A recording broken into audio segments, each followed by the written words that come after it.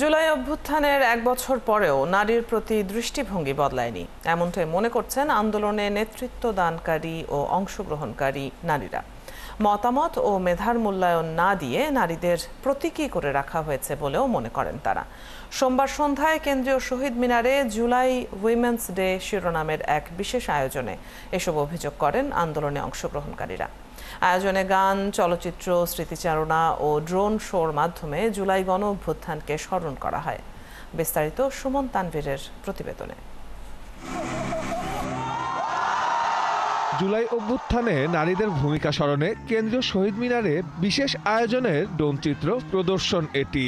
সিল্কোর silk and shine, যাতে আছে argan oil ও ওট প্রোটিনের গুডনেস, যা আপনার চুলকে রাখে হেলদি অ্যান্ড শাইনিং। জুলাইয়ের কালজয়ী সব স্লোগানের সাক্ষী হয় আকাশ।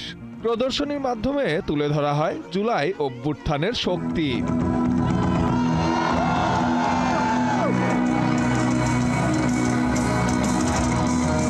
জুলাই অভ্যুত্থান নারীদের কোনো অবস্থান পরিবর্তন করতে পারেনি, এই অভিযোগ এনে হতাশা ব্যক্তকারীরা।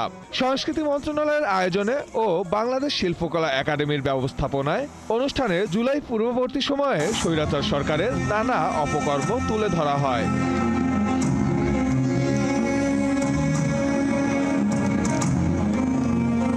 প্রদর্শন করা হয় নিহত বুয়েট শিক্ষার্থী শহীদ আবরার ফাহাদকে নিয়ে চলচ্চিত্র you failed to kill Abrar Fahad. অনুষ্ঠানে আইন উপদেষ্টা সহ সরকারের ঊর্ধ্বতন কর্মকর্তারাও জুলাই অভ্যুত্থানের লক্ষ্য পূরণে এখনো বহু পথ যেতে হবে বলে মত প্রকাশ করেন। ড্রোন শোর পাশাপাশি জুলাই উইমেন ডের অনুষ্ঠানে ছিল সাংস্কৃতিক আয়োজনও।